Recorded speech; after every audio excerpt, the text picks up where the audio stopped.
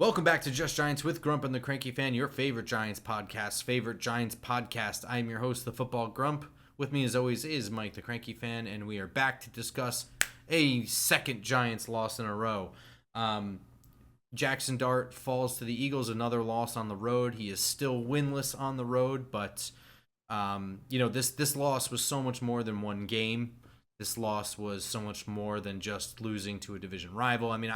I think most rational Giants fans, people who listen to this show, I'm sure, but just, people who have tempered expectations for what to think the outcome of this year is going to be, and especially at the moment they switched quarterbacks, they were already kind of on a skid. So winning and losing is sort of a fleeting, enjoy it as you get it, but they're getting better kind of situation. This one is a gut punch to those, even those guys, right? Hey, how's it going, Grump? This encapsulates what the Giants are right now. They're a combination of a thin roster who's losing, most of their stars, playing with a rookie quarterback where there's going to be some growing pains, although those growing pains seem to be minimalized by the maturity that he is showing, and questionable coaching that might be holding this team back. So when this team plays teams of greater talent like Philly, you're going to see a game like this where we get dominated on one side of the ball and little things, if we had a number one receiver or, we had our secondary back there, things might have been different. But this is a good indication of the state of the Giants right now. And it's, as usual, it's a sad state. Yeah, and there were a lot of things, right? Like going into this game was not the same as going into playing Philly on Thursday night 2 weeks ago. For starters, you don't have the weirdness of it being a Thursday night. You have Jalen Carter was active this game for the Eagles. And, I know A.J. Brown was inactive, but the Giants came into this with a plethora of different injuries. They had starting safety out, starting corner out. They're still trying to operate without Malik Neighbors, which is its own animal, which, I know Malik Neighbors wasn't in the last game either, but each game that they get by without a significant portion of their offense has to be specifically game planned to work around that because they just don't have. This is a roster right now with, it's not very deep, and there are limited amount of stars, and those stars have to be playing at 100% all the time for this team to have any chance. When those stars are gone, the drop off is evident, and cascades all the way down. Yeah, and that really was the point for most of this game. Like the biggest loss out of this game is losing Cam Skattebo, likely for the rest of the year. I'm going to keep saying likely because we don't have a timetable for anything yet. But he did have to have emergency surgery after, which is not really required for all dislocations. But yeah, brutal injury. He just kind of came down for the ball and got rolled up on, had a defender land on his leg, pinned underneath him, foot go in the wrong direction. And everybody to be honest with you, I think that's the only way Cam Skattebo stays down is an injury like that where he's, my where his leg bone is literally bent. comes out of his skin. Yeah, pretty much. That's what they were saying. It was that whatever they call whatever compound injury it was. That's basically what happened. And it was something where I was reading one of the Eagles kind of ran right into the tunnel because he got sick when he saw it. Oh, really? Oh yeah, I forget who it was. I was reading about it this morning that it was just as soon as it happened, he just got nauseous and ran off. You could see how Jaxson Dart reacted. You see how everybody was immediately. I was watching the game at a bar, and I want to give a Gary to the Clock Tower Pub and Grill in Copeg, New York. If you're ever 130 miles north of the city and looking for a bar in the middle of nowhere, they have the NFL ticket. But I was there and didn't have the sound on, but you could see immediately. You can hear it with no sound on that was bad. You saw them running already to get people over there, and just the look on Jaxson Dart's face, look at everything. Like this is significant and serious. It's pretty It's wild terrible. because like the crew had the camera on it for like a while. Like when it initially happened, like it was just zoomed in right on it. And no, I full disclosure was on my way back from a funeral and was in passenger seat of the car watching on my phone for the first watch of it, and I threw my phone on the ground. Not in anger, but out of like disgust. Like it is gross. And you could see it right away. And for whatever reason, like I don't think either Burkhart or Brady noticed until the commercial break because they didn't Mhm. really they didn't say anything in the moments. Like, oh, it looks like he's down. He's not getting up. That's weird. They went to commercial and then they're like, yeah, we're not going to show you a replay of that because it was gross. I was And like, at that, you let's give zoomed them a in on it hearing for too. like 5 seconds. Yeah, let's not ever show that again. That was, I mean, I've seen some really bad ones in my day, and that was right up there with them. It's just, you know, me and Cranky Wife were joking that for Halloween we should both dress up as blue tents because between her 49ers and the Giants, all of our teams are just injuries, people getting hurt. I mean, I was thinking about this, and I have to come up with the numbers, but in the last 5 years, let's say, of the Giants, if you took their top 10 players, what percentage of those players ended up with gruesome injuries that they were out for a significant part of the season? It's ridiculous. I mean, between, you know, Beckham, Daniel Jones, Neighbors, Andrew Thomas, it's like Skattebo. These are our, for a team that has a very limited roster and only a few high points of it, the percentage of our best players who get serious injuries is unfair. I mean, the football gods, I don't know what they've done to us. Maybe those two Super Bowl wins over the Patriots or what happened, but they are just giving it to us back in spades, and it has to stop. Yeah, I mean, I'd have to actually see the numbers. So I think that sometimes can be a victim of hyper focusing on one team. Oh, I'm Um, not saying compared to other teams. I'm just saying us, yeah, I mean, it specifically sucks, us. right? Yeah. Yeah. And I think something else that goes into that is when your team sucks, stars tend to just go on IR because they're just not going to play through injury. Andrew Thomas excluded. But I think there's some level of that too. It's like, well, I'm not gonna fight through this. Like, what's the point? We're not going to the playoffs, etc. Like some level. I'm not saying a huge portion, but I do think that bad teams tend to have their guys go on IR more often than good Oh, teams. yeah, but like all those injuries I pointed out, those were serious injuries. Those were Yes. nobody, Beckham's not faking that. Daniel Jones obviously was, and Scattaboo, if Mhm. he's if No, he's I know bailing what now, you're that's on saying. him. I'm just saying for the Yeah, overall numbers of it all. In any right. event, the reason this is so bad, right? So even if you're just kind of enjoying this, but you know the bigger pictures, the Giants aren't going to the playoffs this year, and Jaxson Dart has injected a serious amount of hope into this team. He's a kid that doesn't like to lose. He's made it known. He is going to fight every play until it's over, and he's had to learn how to rein that in. And I think that he's done that. Um, but there is a significant tag team, right, of Cam Skattebo being the physical element of not giving up on a play. Like literally, like he's going to keep moving That's his his game. legs. Yeah, exactly. And I think that energy, both physical and whatever moxie, intangible that Jaxson Dart gives, that level of leadership, I think it's infectious, and I think that it permeated throughout a roster that's without Malik Neighbors and has been without Malik Neighbors basically from the moment Jaxson Dart joined the team or whatever started Became a playing. starter. Yeah. Yeah. Um, Losing Skattebo is a significant portion of that heartbeat, and you could see not like it's one of those injuries where it's like he didn't hit his head and he's got to come out or whatever. Like everyone knows that when they see that, like he's done, he's not playing, he's not coming back next week, he's not coming back for quite some time. I hope he's okay, is really going through your mind as a player, I'm sure. And that just took the wind out of the sails of a team that was holding on by energy, I think.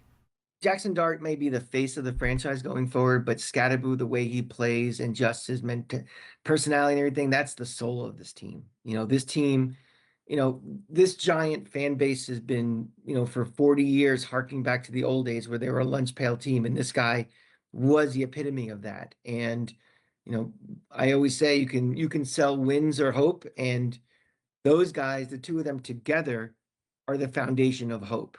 And who knows what's going to happen with him in the future. Hopefully, he comes back next year and is ready to go. But just the fact that you see glimpses, even right now, I still think it's glimpses of what Scatterbo can be. Remember, I think I said it in last week's episode that my hope for him is he becomes that battering ram that we wear down teams in the fourth quarter and end it. Um, you know, there's so much more what he can be than what he's showing right now.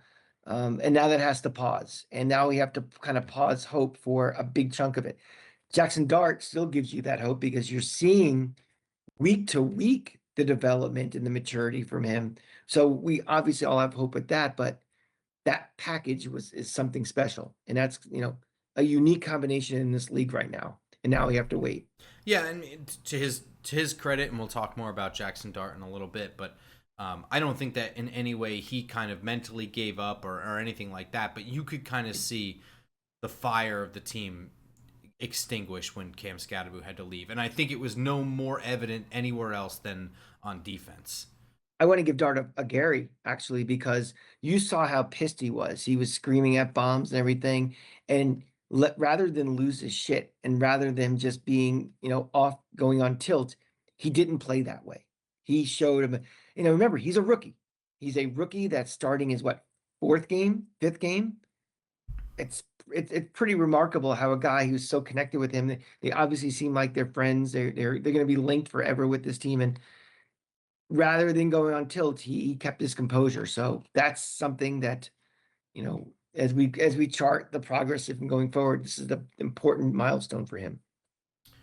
For sure, yeah, and I think that that's one of the week to week improvements that we've seen from him. We've seen him learn to slide a lot more, even in this game.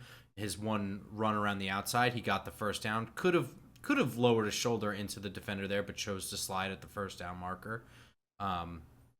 And last week we saw him kind of panic a little bit when he had to come up with a go-ahead score when they fell behind after having a lead for so long. He just stopped playing offense and was just like looking for the quick hitter home run comeback, which sometimes happens in college where you can kind of get that and you can scheme. It's like, well, this guy's faster than everybody else in the field. We'll just scheme something to get him open, whatever. But we also saw this from him in college when he played Florida, right? Where he just started chucking shit and throwing near picks and just missing. And going on tilt. Yeah, and he absolutely gave up playing the game and started trying to find a shortcut. And I think that he got a mulligan shortcut last week with a bogus DPI call that allowed them to get back down the road. But I think that he learned from that, and he played within the boundaries of the game and played the game. I think that Jaxson Dart is impressing me every single week, and I can continue to watch this team with plenty of modicum of hope, right? Like I see it's night and day. It's night and day from this year to last year, where we're in a pretty similar situation. And when you have Drew Lock as your quarterback, and you don't know what the story is with your coach or anything, there was no point in watching. It was just this team it's dead in its tracks. Jaxson Dart alone makes it still appointment TV for Giant fans because not only are you watching the development, you're watching play of something that's entertaining at least. They may lose most of these games going forward, but it's not going to be because of a completely incompetent, impotent offense led by a guy who can't do anything. This guy makes something out of nothing. When he's in trouble, and he was in trouble a lot because he was running for his life the entire game, still looking downfield, still looking to make a play, not just, tucking it and running and hoping for the best. Yeah, my only fear is going to be now that Skattebo is no longer playing, that he's going to have to feel that he has to do everything. And everything, I mean, barrel down and try to get that extra yard or two and try to become Superman. It's a natural tendency for a guy like him, but he has to keep that governor on like he's had for the last couple of weeks, the improvement for that, knowing, it can't be just him. You have to rely on your run game. You have to rely on these tight ends. You're gonna have to rely on, whatever receivers we have left. And that's the next test for him is not trying to do too much in Skattebo's absence. He's really impressed me. It's been remarkable, right? So I was higher on him than I think a lot of other people. I think he went in the draft right where I think he should. I actually think he should have went a little bit higher. I think the Saints should have pulled the trigger on him, but relatively he went sort of where I expected. Right, there were significant flaws in his game, etc. But I could never have imagined. I could have imagined that he'd start early. I mean, I could see him starting for a team week 1 in the right scenario and whatever. I think that the Giants possibly did the correct thing by easing him in, and Mhm. getting veterans to start and not have to worry about it, whatever. But if another team felt differently and didn't do that, I think he certainly has the skill set to just jump in and be a week one starter if he gets all the summer reps at I one I and think if the whatever. But draft I think if the draft was after free agents, before free agency, I think he would have started on week 1. maybe, but be that as it Yeah, may, yeah. um, there are significant portions of his game that needed improvement. And it's remarkable for me to see improvement happening on such a quick scale, and it's hard for me to temper enthusiasm, um, because he's only played a few games, so it's hard to really truly say like he has improved on this so much as he didn't do that in this game, right? So Right, there's right. just too small of a sample size, but I keep seeing little things where I'm just like, well, did he just learn from that mistake? Like, did he get this? Did he get this? Um, so there's a lot of little things where he just seems to be picking up and just putting in his holster for later, and is getting better every single week in tangible, quantifiable ways. And like we had said, like calm down, play within the game, sliding, right? Another thing where Sure. it seems like he's gotten better. I think that he's gotten better at utilizing the hard count to figure out where blitzes are coming from. And I think one of the things that continues to impress me is that, yes, he was running for his life in this game. Philly, Vic Fangio, one of the best defensive coordinators in the league with one of the best defensive rosters in the league, decided to attack him differently. In the first game, he thought, rookie quarterback, let me blitz the shit out of him and confuse him. Here's the thing. Jaxson Dart has been very good against the blitz. Sure. Where he's struggled is remaining in the pocket when pressure's there and scanning the field when they drop a lot of defenders, right? Mhm. And drop a lot of good defenders. Where you have That's guys something a like lot of Kenyon Mitchell. young quarterbacks have that same thing though. So that they'll learn. But that was, post snap processing and being able to scan the whole field was definitely one of the things when he came out in the draft is like, this is not, the best thing that he's able to do. He will need to improve on this. And that Mhm. is how Vic Fangio decided to attack him in this game. Here's the thing. So every time Vic Fangio blitzed him, he attacked it and he was successful. You think of the first touchdown drive to Cam Skattebo. The play to Cam Skattebo was a blitz. Mhm. There was an earlier play where he hit Darius Slayton, and they got a big gain on that drive as well. Was also a blitz. He's good at identifying and attacking blitzes, which is excellent. I mean, Mhm. that is huge to not have to worry about. Next is for him to continue to learn how to scan the field and be confident when something is open, because sometimes it's only open for a split second. He is still showing that's not going to happen in a week, right? But Right. he's still showing that. I mean, you think about the pass that Theo Johnson didn't catch on the sideline was a window catch, and he knew exactly when it needed to drop in the bucket and where it needed to go. It was a beautiful throw with great patience and perfect ball placement. Theo Johnson just bobbled it. It happens. But right there is an example of him hanging in there. You Yep. look at other things and what he's just able to do, right? Maybe he ran around a little too much on this play, but there's some pressure on a four-man pressure. I think it was only first down. He ran all the way to his right, then turned around, ran all the way to his left, and Darius Slayton worked back to him, and he threw him for an 8-yard pass and catch. Yep.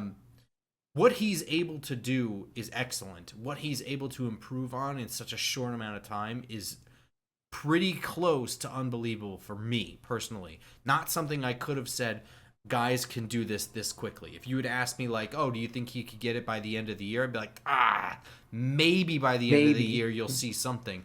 To see Right. week to week shit is pretty crazy to me. Yeah. I mean, the number of snaps, NFL snaps he's had is not a lot. It's just, so he hasn't seen everything, and he hasn't seen everything a lot. So yeah, it is pretty impressive.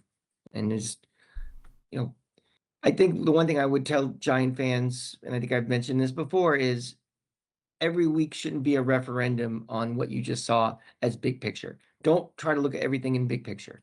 Let's watch this week and see the little things. We're accumulating data points on him for the things that he's doing well on and the things he needs to improve on. But you know, I saw something about, you know, how are they gonna change the draft around his style and stuff and all these different things. It's like, well, wait a minute, let's slow down.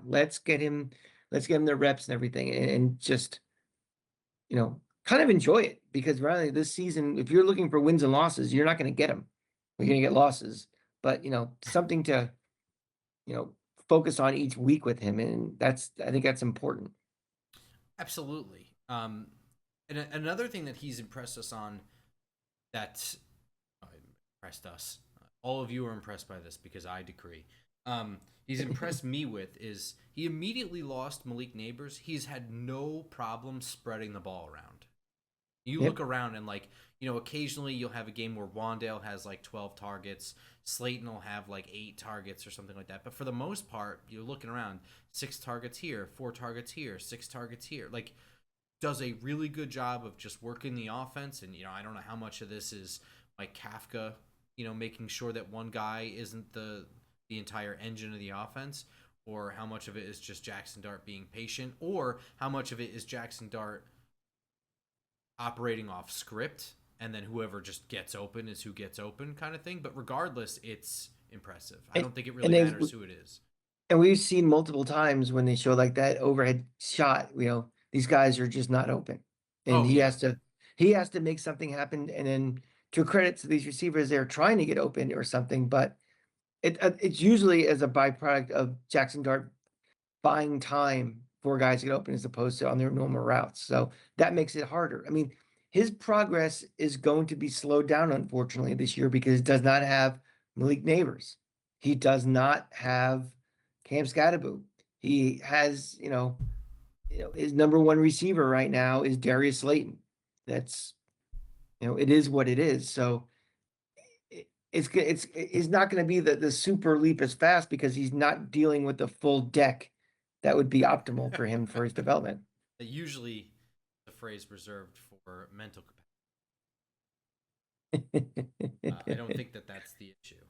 Not at all. I think that's a credit to his work ethic. But so yeah, we had mentioned that the Cam Skattebo injury was missing the heart and soul of the team. It hits at the heart and soul of the team. I think you could see that in the run. But the defense played bad, and there's a million reasons, right? They were hurt coming into it. They got hurt during the game, and it only got worse from there. Philadelphia attacked a little bit differently. I think they were able to play with a lead, which allowed them to lean on the run more. And when A.J. Brown is out, I think that that's probably what they were hoping was going to happen. Because they'd rather lean on Saquon Barkley than be like, well, it's the Devonta Smith show now, and hopefully Jahan Dotson does something for us. But at a certain point in this game, it felt like the defense had just sort of, they were just kind of, and I think that some of it happened after they gave up a 2nd and 31 on a run play, like a draw. A simple draw play. I think it was no big deal. And it wasn't even Barkley. No, he was already out of the game at that point. Yeah, right. So, I think that there's a combination of things, right? Like they were playing from behind, but I think that the wind came out of the sails a little bit, and the cumulative thing that's happened this year, it feels like this defense in general. I think that there's a disconnect with leadership, right? You have some stories coming out that the players had a players only meeting and that they had to appeal to the coach to be more aggressive. And then you have Brian Burns after the Broncos game losing his mind over how the defense being, and he had to walk that back a little bit, and maybe he's telling the truth, maybe he's not. I don't know, man. I get the sense that they have no trust in the leadership, and we're seeing the evidence of it. The question to me is the conservatism. Is it because of just as too much of a fear of the back end being banged up and afraid of bombs away and him scoring 1,000 points on it, or that's just the way he is?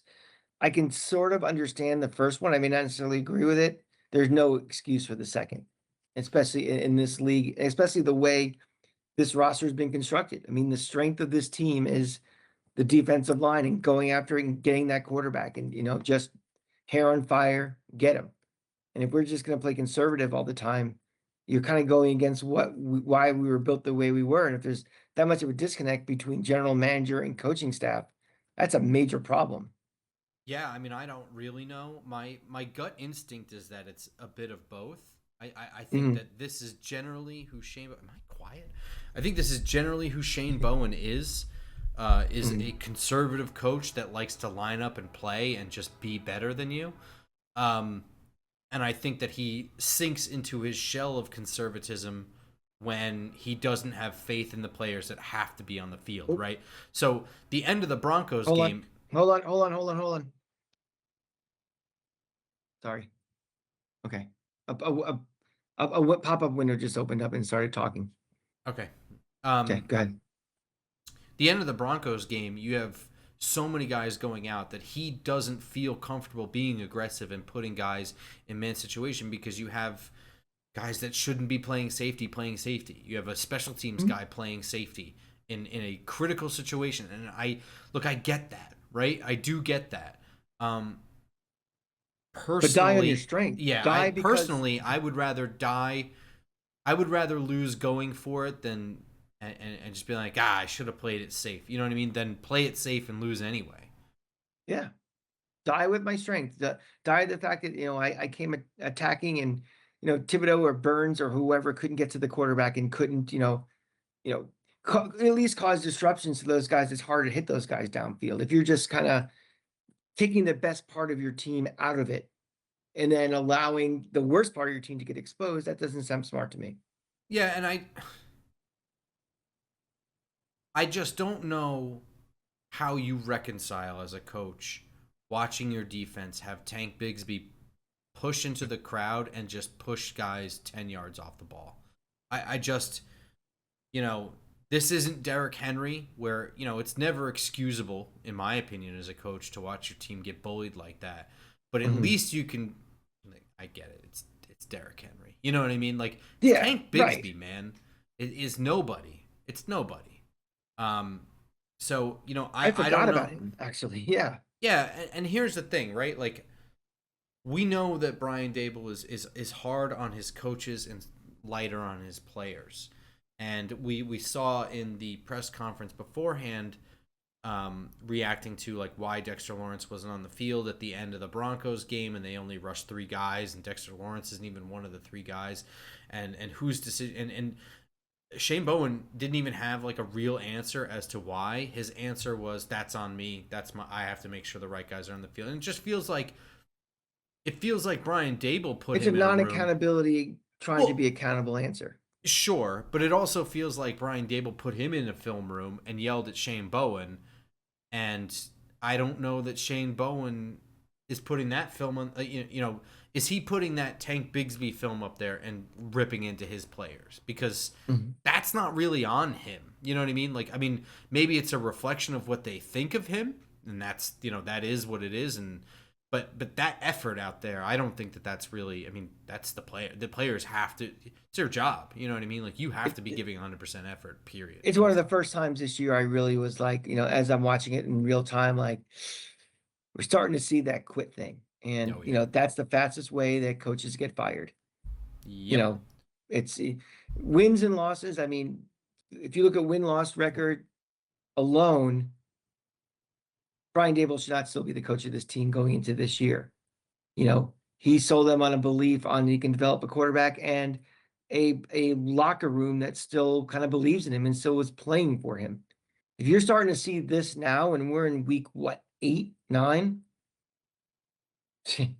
if this starts snowballing out of control, and those losses are going to keep adding up. We're playing San Francisco next week. The schedule for the next several weeks. There's a Green Bay in there. There's a lot, that can make this season and this record really, really bad.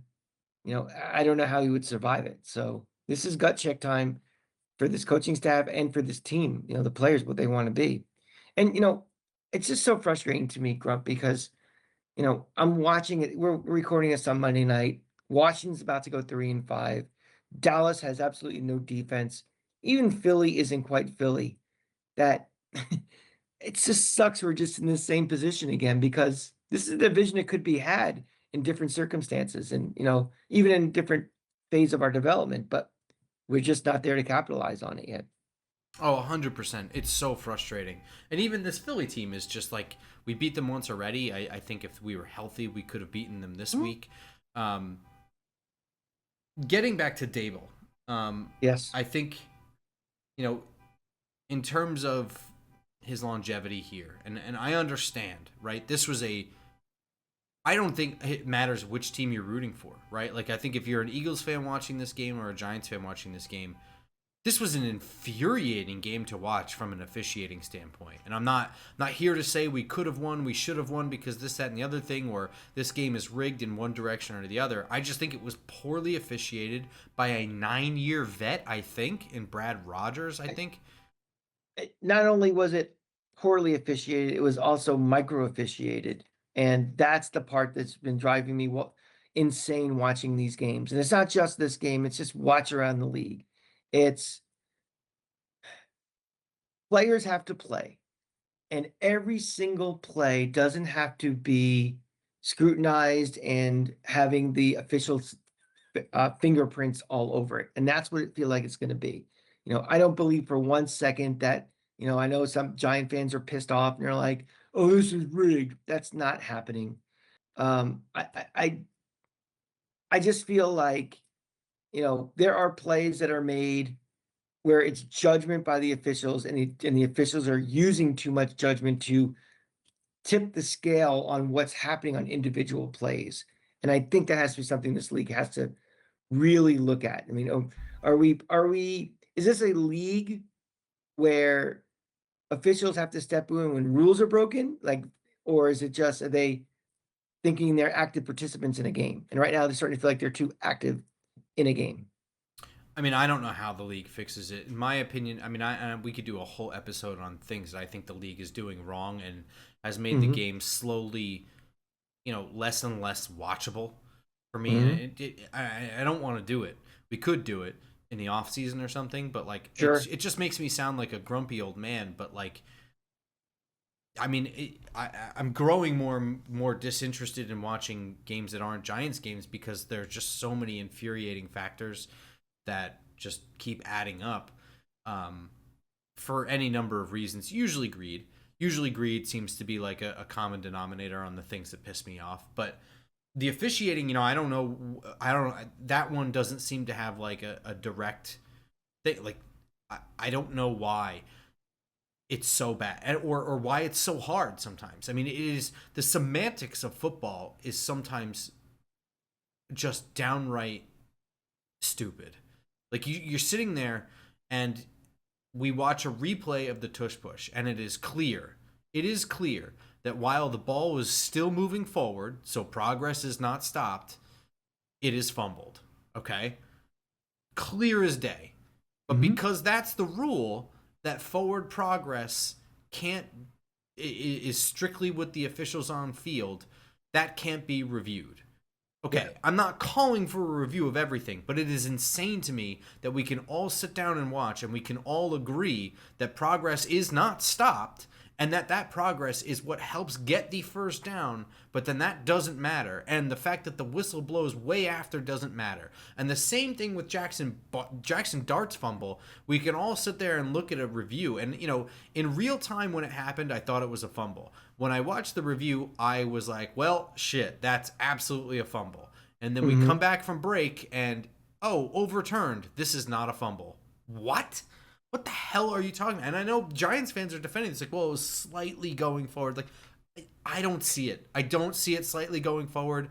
And I don't think that rule is meant to be a frame by frame rule, like with the empty hand and all this nonsense. Like, it's a fumble, man. It's a fumble, straight up a fumble, and that's followed up by one of the worst offensive pass interference calls I've ever seen. Earlier in the game, you had a defensive pass interference called on the Giants. It should have been an offensive pass interference on the Eagles. It There were issues everywhere, and like all of those things, like the both of those pass interference calls, neither even needed to be called if you really want to just play the game. it's the judgment calls of the officials that are a problem. And also I still feel like replay is used as an adversarial thing by Correct. officiating crews. It's not. It's not a tool to help them. They're so afraid of being, you know, looking foolish because they got the wrong call. Nobody thinks you're foolish It's if so you miss a call. fast. It's the fastest game. It's played by people that are way faster than you and way stronger than you. You don't always have the best view of it. There's 22 people on the field, and how many officials are on the field at any time? 8, 9. I mean, but there's this adversarial thing that using replay is not something we use to help us. It's something to prove us wrong. And eh, until we have a complete mind shift of what, and also replay should be used to get obvious wrong calls right. Mhm. If we have to spend 30, 40, 60, a minute, minute and a half, 2 minutes looking at 12 different things, that's not the purpose of replay, especially on judgment calls. Foot inbounds, out of bounds, that's one thing. It's objective. That's the rule. Your foot's inbounds, yes. Is it pass interference or not? Or did the ball kind of do the thing? That's judgment. And you know, as much as I want the calls to always be black and white and right and wrong, judgment is judgment. And these officials they're the best in the world. As much as we bitch about them, we have to kind of rely on their judgment sometimes for things like that. And it bogs the game down. It just makes everybody aggravated. I mean, if I was if I was NFL commissioner, my first order of business would be to completely reevaluate how we officiate games, from who's actually doing it to how many we have on the field to the making the replay like an act like in effect being another official, Mhm. as opposed to being like, the Kraken where they have to bring them out to take care of something. I don't know. It makes me crazy, and it's just worse and worse. So listen, I get it. It's infuriating, and we just spent 5 minutes talking about it. So I understand Brian Dable's frustrations. At the same time, we saw another blow up from him and a wasted challenge. Mhm. Just a challenge out of sheer anger. And I know he's going to say that the guys upstairs, and he's always had the guys upstairs telling him. But to me, they were not going to overturn that call no matter what semantics argument you were giving them. And it was pretty clear, like they're just not going to do it. And so instead, and this didn't end up biting them or anything, but you lose a timeout, But it which could bite them. it could have, is the point. And it's not Right. that this is an outlier scenario where Brian Dable does something silly or loses his temper or whatever. This is a part of his personality. He's somebody who struggles to contain his temper. Um, it's just another one of those things. And, as we wrap up our talk on the game here, the game itself, Mhm. we're halfway through the season. We are now Mhm. at the point where we've had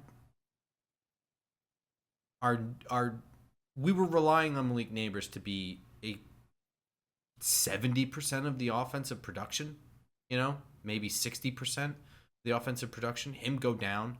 And then we got a little bit of a bolt of lightning from Cam Skattebo, sort of filling that void a little bit in conjunction with Jaxson Dart, just exceeding expectations, or at least currently for the small sample size, skiing ahead of himself. With most of that out the window, and I don't know how this team continues going forward. Where are they going into next year for you? I mean, like what positions are a significant concern for you? Where's coaching with you? Where's the general manager with you? And obviously we could do this. This could be a whole episode and then a follow-up episode. And this is only a portion of what I want to talk about today. But in the moment right now, what are you feeling in terms of like they have to fix this issue, they have to fix this issue from a roster standpoint on both offense, defense, and special teams, and then coach, GM? Where do you feel? I think we got to start with coach and GM, because I think it all flows from the top down.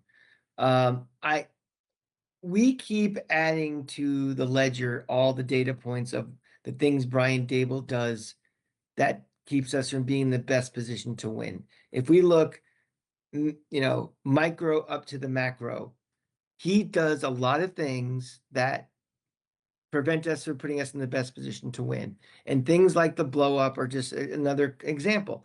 That potentially cost us a timeout, which potentially could have cost us an extra field goal or a touchdown at the end of the half. which potentially changes the way you play the second half, which potentially keeps us from winning a game. Um, you know, the facts are the facts. We're in year 4, and we're looking at another, 2-5 start and 2-6 start. Another team that's gonna end up probably with about 12, 13 losses again. And okay, injuries are a part of that.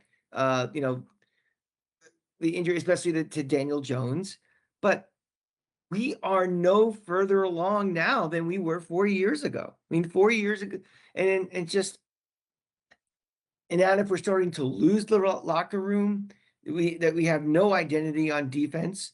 The offense, okay, we have promising pieces, but what are we going to do on offense with that? We have to almost completely, I think, rebuild the wide receiver room. I just think it's time to reset again. Who's calling the shots? I think there are pieces here where we're not starting from ground zero for it. But to me, I've seen enough from this coaching staff. You know, he's responsible for hiring the defensive coordinator, and this has been a bust of a defensive coordinator. Do you have any confidence that he's going to go on his third defensive coordinator and the third time's a charm? I don't. So I think it starts with coaching. Joe Shane, I haven't made my decision yet whether you need to, dump everything and start over from the top, but I definitely think it starts with coaching. That's my biggest concern right now. From a personnel standpoint, what are the positions you're most worried about? I know you said the wide receiver room needs to be revamped or whatever. Is that to you like the biggest concern on offense, and what's your concern on defense and special teams? Oh, on working backwards, special teams, we need a kicker. That's pretty obvious. It means Great Graham, came back and kicked a 47-yarder. Don't say it's obvious.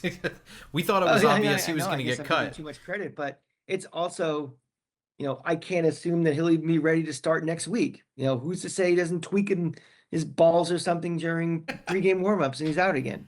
So that's what he is at this point. Is when he's available, he's good, but I can't rely on him anymore. And I said it 2 years ago, they should have moved on and got a new kicker. On defense, safety, linebacker need to be upgraded. And I think also defensive coordinator. I think put these guys in a better position to succeed. You have a really good, front four. This doesn't seem to me like a defense is geared around the strengths of what we have right now.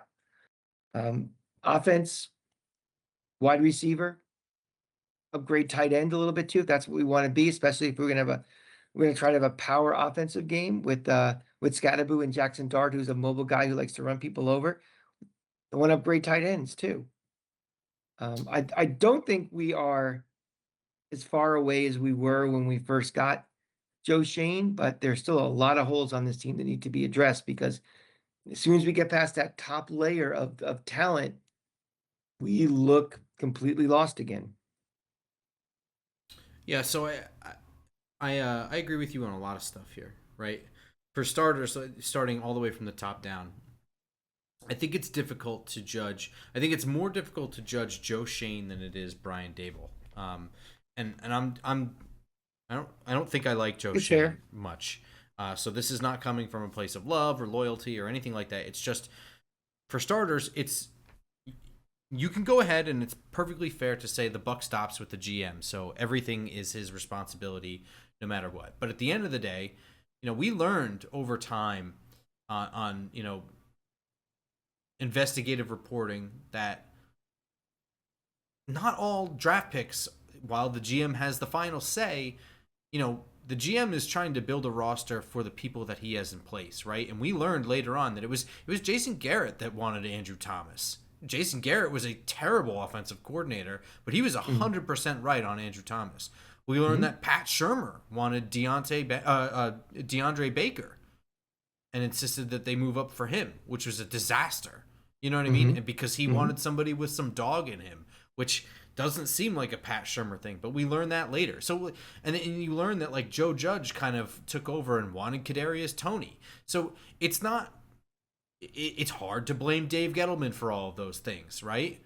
It's a or collective. give him credit for those things. So That's why you have a war room, because there's, different voices, and some, win out over others. so Tell me why player A is better than player B, and make a convincing case. And this so isn't I, this isn't draft day. This isn't Sonny Weaver, who is the almighty and making all the decisions and letting people know after the fact. I think It's the different. waters are muddy with Joe Shane, right? You don't know Yeah. what 100% is his call and what's not. But I do think that there are significant things that you can point at him for, and I'm not going to list all of them, but I think that you can certainly list like not prioritizing the kicker. Like I think the kicker situation has been significantly mismanaged. I think that there is a loyalty to his own draft picks and not and specifically just younger guys and not backing them up with significant veteran presence. And since after 2022, where they were really making sure that every last roster spot was accounted for and was done, and they had to work with serious cap restraints in that year, so they had to find creative solutions, and I thought they did a Hmm. great job of turning over the back end of the roster. The 51st guy, they found a creative solution for. I think they just stopped doing that. They just don't care, or don't prioritize, or don't think it's that big of a deal. Or maybe they think they don't need to do it anymore, but they're They, worse than that, and they do need to do that. At the same yeah. time, I agree with you. This roster is not nearly as bad, and the cap situation is not nearly as bad as when he took over. That I 100% believe. Are they still up against the cap? Yes. But in my opinion, you should be up against the cap every year. You have a limit on spending. Spend to the budget. Yes, you have to leave some, whatever, and it's not perfect. Didn't say it was perfect, but I don't want to find out that we ended the year $20 million under the cap. Doesn't help anybody. That just means Especially $20 million you could have spent. especially we're considered, even though there is, all the revenue sharing and everything, we are considered a big market team, and we can outlay cash for stuff where smaller cities like Pittsburgh can't. You know, being creative with contracts and bonuses and everything. So there's really no excuse for not spending the money and being more creative than some, that may not have the capital to do so. And while I'm not sold on keeping Joe Shane, I think that moving on from him does have changing GMs. I think can potentially set you in a completely different direction, and that might have some setbacks involved. So I think that making a decision on that it's a Mhm. serious decision that you really need to commit to at the time. That is starting over, air quotes, And I right? don't see it happening, honestly, because I think when they made the commitment last year to these two guys, I think that gave Joe Shane more uh, Rope. job security than I think that for Brian Dable. Working my way down, Brian Dable is another story, right? So again, if you hang on to Brian Dable this year, I don't think he's a horrible coach. That it's a devastating situation if you hang on to him for another year. However, the big caveat to that is you're probably firing Shane Bowen, and you're probably giving him a chance to hire another defensive coordinator. Which, do I want him to do that? Because it doesn't seem like one of my biggest complaints about Brian Dable is it just feels like he doesn't give a shit about anything but offense. He doesn't give a shit about getting better as a head coach, in-game decision making, um, you know, getting on his players, allowing mistakes to happen in practice, which then permeate Making on. preseason better, like, more, so that the team is more ready to go in Yeah, week one, he all those he things. he doesn't want to get better at anything. It doesn't feel like he needs to, whatever. He doesn't seem to give a shit about defense. He wants to hire a guy, set and forget, let him do that. Same thing with special teams. And I maybe this is just me reading it, just feels that way, but I shouldn't get that feeling, you know what I mean? And it shouldn't be I that way. I think he has blowups on the sideline, which are a problem. But again, if they're just on a basic standpoint, if they stick with him for another year, do I think it sets them back forever? No, I don't.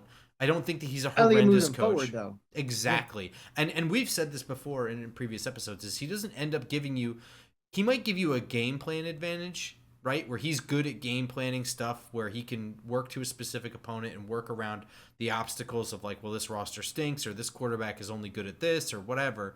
Um, but I don't think he gives you a game day advantage, where if you have two No. evenly matched teams and it comes down to the right time management or the right challenge or the I think that he is not the upper caliber coach right there. And I'll so take it a step there's further. no and I also think that as important as I think he was to Jaxson Dart's development, I think what I've seen from Jaxson Dart is that he's a hardworking, smart, talented kid, and Brian Dable is not the only coach on earth that can work with him.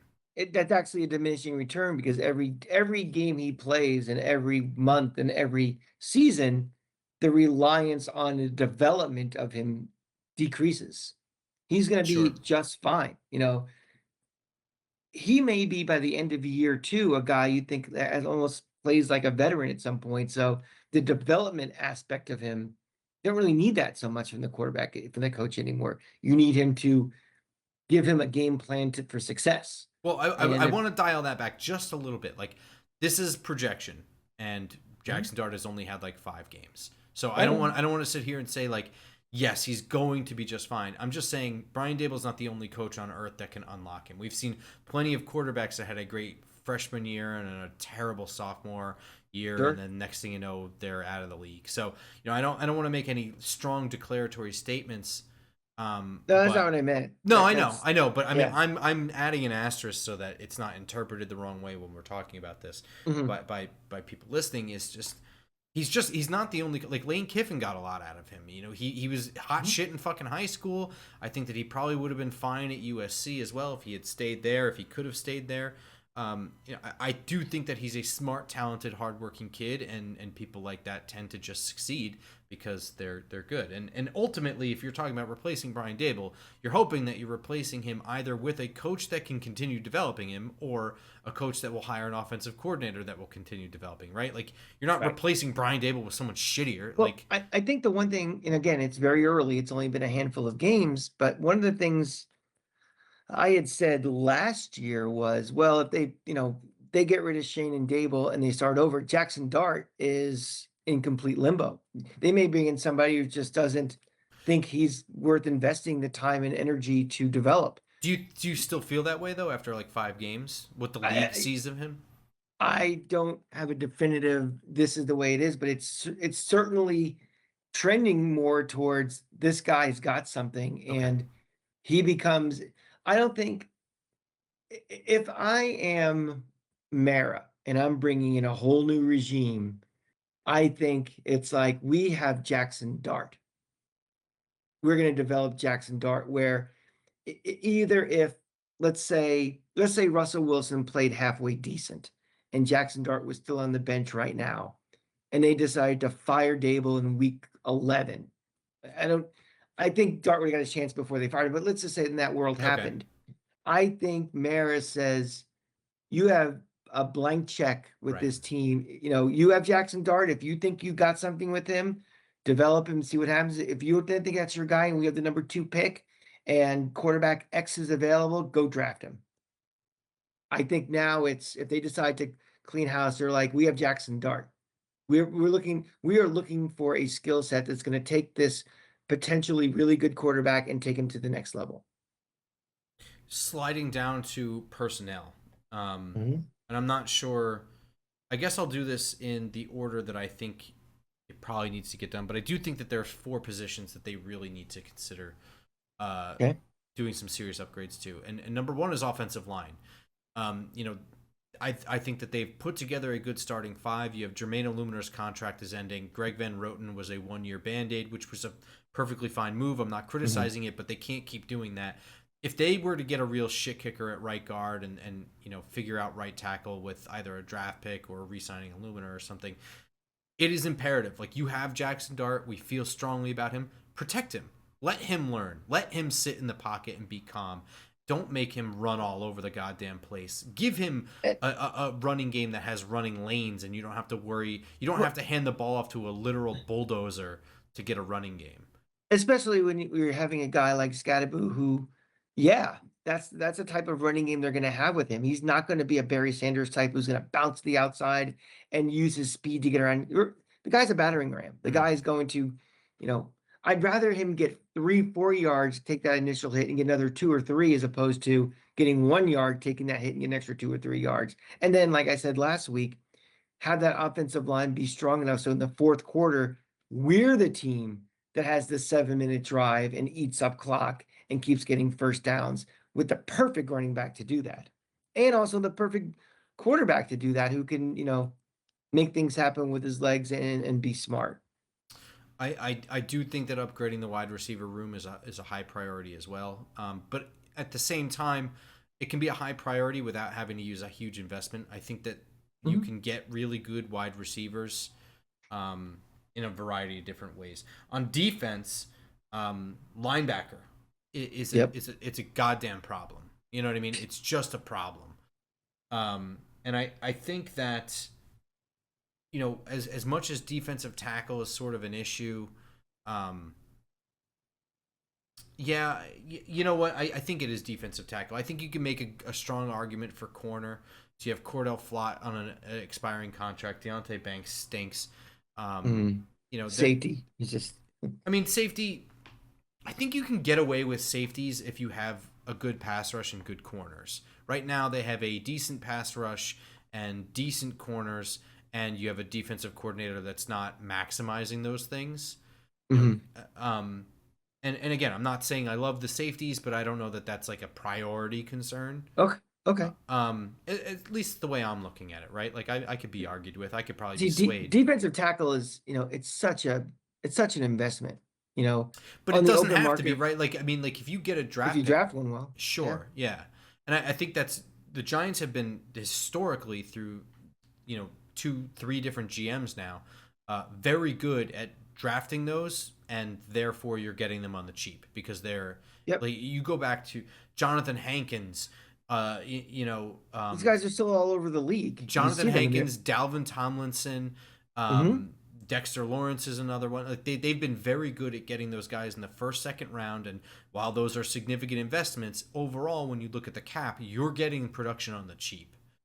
Yeah. Um, Just because they're not re-signing them, you're getting your 4 or 5 years of good value out of them first. Correct. Yeah. So yeah, I think that's it. And then obviously I would say kicker. I would have said kicker last year. I would have said kicker the year before. I think that that's one where it's a money saver. I think that you could Hmm. probably sign, and this would. I don't even know if you know what I'm going to put my foot down. I don't even think this is mismanagement. If you were to sign 4 kickers out of unconventional places, like an undrafted free agent because they don't get drafted high. Undrafted Hmm. free agent, a 7th round pick, a guy Well, from that's where we need this team to kind of like win along the margins, which we don't exactly. do at all. But that's the thing. I think you could sign 4 fucking people, from all these places, like a veteran guy on a veteran minimum deal, a UFL player who's going to sign for like a couple $100,000, and you let them compete. I guarantee you get a practice squad guy and another guy for far less than you're paying Graham Gano. Yep, agreed. And you're walking away with, not only are you walking away with possibly a better kicker in terms of reliability, um, you're also saving money that you're spending other places, and you're not relying perhaps because you're able to spend that extra cap money on offensive weapons instead of relying on kicking a 60-yard field goal all the time. That's You're true. scoring fucking touchdowns or kicking Yeah. 30-yard field goals or something like Well, that. let's get back to basics. Let's find a kicker, at least kick some fucking extra points. Yeah, So yeah, if we get exactly. more touchdowns, we need somebody who's reliable. Like we're gonna get the sure 1 point. And Let's take baby steps. yeah, that's kind of the way I'm viewing things here at the halfway point of the season. In any case, the Giants are traveling to San Francisco. No, Or they're not. they're home for the San Yeah, Francisco 49ers. That is correct. Cranky Bowl. Yes. The Cranky Bowl. The the handicap bowl is really what it should be. Every parking space in the players parking lot is a handicap space. How are you feeling about this game? What are you looking at for this game? You know, give me your thoughts. Well, this team I've seen the second most this year, besides the Giants, is the 49ers. And quite frankly, I don't know how they have the record they do what they do with you'd think our injuries have been bad. They've lost everybody. They're on a backup quarterback. They've lost, if other than Christian McCaffrey, everybody who's a name on that team has been hurt at some point or is out right now. Um, They had a real problem the other day against Houston. They couldn't run the ball at all. I think McCaffrey had like 30 something yards. They couldn't run. So if they decide all of a sudden that they can shoot off 190 yards against us rushing the ball, then we're a disgrace. So I think the fact that if we can kind of, you know, keep that running game, keep McCaffrey at bay, which, Houston showed a blueprint they could do it, and they have obviously a better defense than we did. I think we actually have a shot to win this game. Um, it'd be very nice to win that game, obviously for the household, but I'm gonna go out on a limb and say this has been such a wacky season. I think we're gonna win a low scoring, mucky game, and Jaxson Dart doing a lot on his own to make that happen. Bold of you. Yeah, I mean, I see what you're saying. I They, think that this they were is. terrible yesterday against Houston. They were They were. terrible. Yeah. You know who else was terrible yesterday? The Giants were The receivers. terrible. Oh, we were terrible too. Yeah. So, I mean, my biggest thing here is I don't know. I guess the Cam Skattebo injury comes at a point where I think Tyrone Tracy is probably pretty close to being fully recovered, as fully recovered as you can be from a dislocated shoulder, which, by the way, is a lot different of a joint. Um, a ball and socket joint versus your ankle. There's many bones in there. Whatever, compound fracture. Right. But I do think that he's at least at the point where it's like, well, at least we can lean on him. I just don't know. I think that a game like this where you have to play a muddy game is one on the margins, right? You can't get away with screwing up or like they did in the Eagles game the first time where they kind of fell into a conservative defense again at the end of the half and at the end of the game, and it didn't matter because they were up by so much. Like a game like this, every down matters, every play call matters. And if it's me putting money down, not much of a betting man.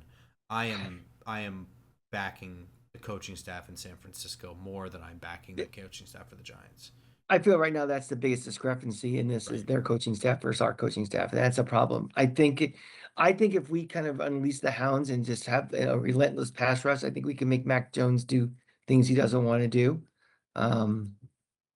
So as I said, I just have this funny feeling that, doing what we did against Philly at home will help us. I mean, we played awful. It was on the road. We were awful. Maybe being back at home. Sure. Yeah. I mean, I don't think Jaxson Dart's lost at home. He has not lost at home. So That's correct. I guess that's swinging in his favor, but I do wonder what the mojo is like. And it drives me crazy. I wanted to avoid these fucking like intangible, unquantifiable bullshit phrases like vibes and moxie and mojo this year. Right. But there is, and I've never said that there wasn't, but there is a certain amount of that, and I think that this is such a shot to the nuts that I don't know what the overall feeling is going to be like in the locker room, how motivated guys are going to be to play this game, how much they're going to want to play a game that's stuck in the mud. I have no doubt about Jaxson Dart and his leadership ability from what I've seen so far for what happens on Sunday. But does that carry over to the defense? I don't know. Let's do a hypothetical. Let's say Skattebo doesn't get hurt. We probably were losing that game anyway. Just the defense was really bad. Yes, the ball I would was agree not with that. bouncing But our way. I think that I think that we were losing by like one score. And B, a one-score loss could be, a silly fumble or one of those ridiculous calls just going our way. My point is that regardless of how we lost, we still would have the same record going into this week. And I think the Skattebo thing, while it was a real nut punch during the game and immediately right after it, these guys are still professionals. Sure. And we're a week away. We're a week removed from that now. It's kind of like, well, Malik Neighbors is gone. That sucked. That put the team in a cloud for the rest of that game. But they moved on, and how do we live life without him? And Skattebo, for all that he's done so far, he's not the game changer like a Malik Neighbors even is. No, He's but just so the Malik Neighbors issue, the issue with the comparison there, and whatever. mhm. It's just that Malik Neighbors went down, and the energy level stayed high, and the morale stayed up because that was Jaxson Dart's first game, and so you Yeah, end up winning that game, and it's like, well, we're riding the high of Jaxson Dart, and Cam Skattebo was just kind of. He was only getting a few carries, but you could kind of see like people were like, "Hey, how about that? Like he really did run over that right, guy, whatever." And then it went to right. the next game, and they continued to play well, and so it's not that we forgot about Malik Neighbors or anything like that, but it's just that the energy transferred. I guess the big question is who's going to pick up the slack with Cam Skattebo down. You know what I mean? Does Tyrone Tracy become the RB1 that we thought he was going to be walking into this year? Does Wandale Robinson have like a huge It game? I think it's Jackson Dart doing all that he does against a pretty banged up San Francisco secondary and Yeah, banged up um, defensive line where he becomes that guy. sure. It's him, you know, doing what he does to get out of a pass rush. It's him, knocking somebody over, running the ball. It's him hitting an open receiver. It's him threading a needle. I think that energy, it solely is on Jackson Dart now. If this would have been last year and Scottaboo goes down and all of a sudden it's, fucking Drew Lock. I mean, the energy's gone and it's dead.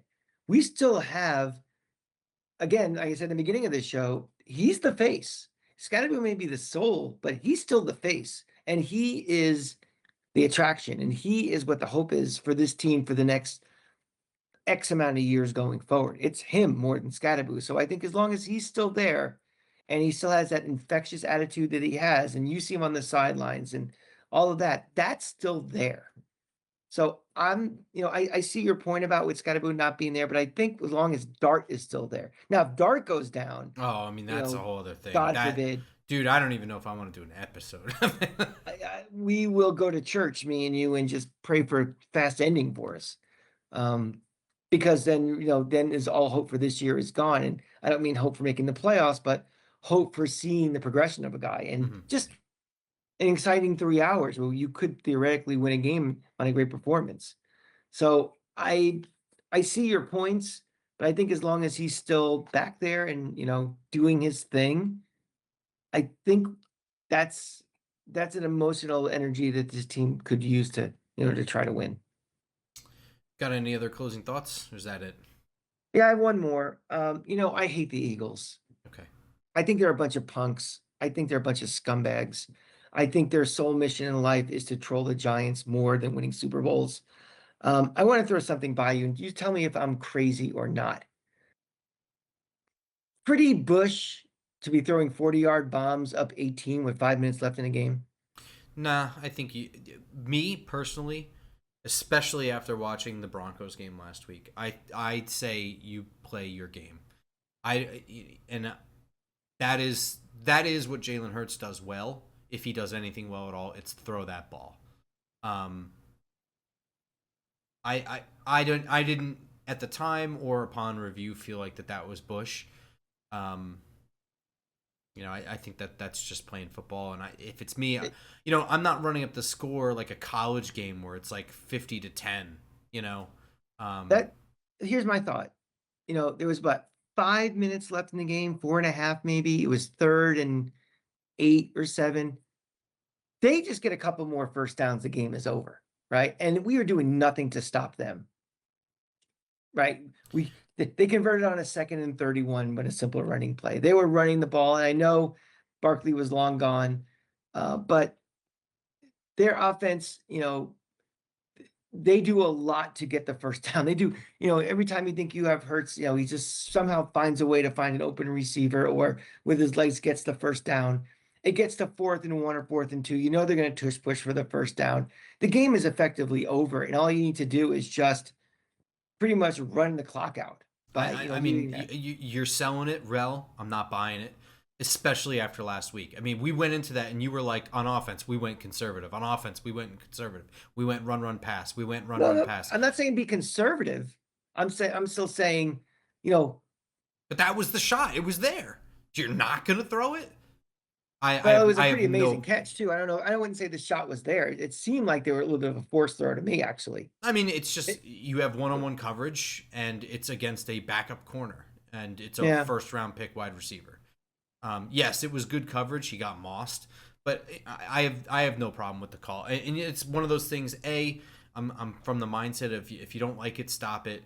B, I'm a pedal to the metal guy because I can't stand losing the way that we lost to the Broncos, where you just took your foot off the gas. Um, and C, I just coming off of that Broncos game so recently, I can't I just can't co-sign being like, well, I don't want to hurt their feelings or Well, be bush league. yeah, I don't know. Look, man, I get it. You hate the Eagles, I do too. I get it. And If they have a this if history of doing things like that, of I trolling us understand, but specifically. if this were the Miami Dolphins, I don't think this Maybe I'd conversation's feel even differently. happening. Yeah. Maybe I'd So feel a little different. I look, you're a fan. I'm a fan. It's perfectly fine to have these things. I'm not yelling at you. If it's me and it's the Giants playing the Dolphins, even I have no problem with that. I don't think that we're doing anything wrong. I don't think that, so I didn't take issue with that. Now, if it were 38-13 when they threw that and you're talking about going up by another score, again, now you're entering maybe that college territory of, Yeah. BCS, performance stats and stuff. Um, but, in But that let's put it context, I this was way. okay If it with it. was 4th and 8 and they went for it again, I would not have had a problem with it, I think. Okay. I don't know. It just optically looked like, okay, now they're fucking with us. Nah, no, I don't agree, but it is teetering on it, Hmm. I get it. All right, so that's going to do it for this. We went over the 49ers game. We'll have our review of that game and then the preview of the next week following that on Tuesday of next week. Until then, go Giants. Go Giants.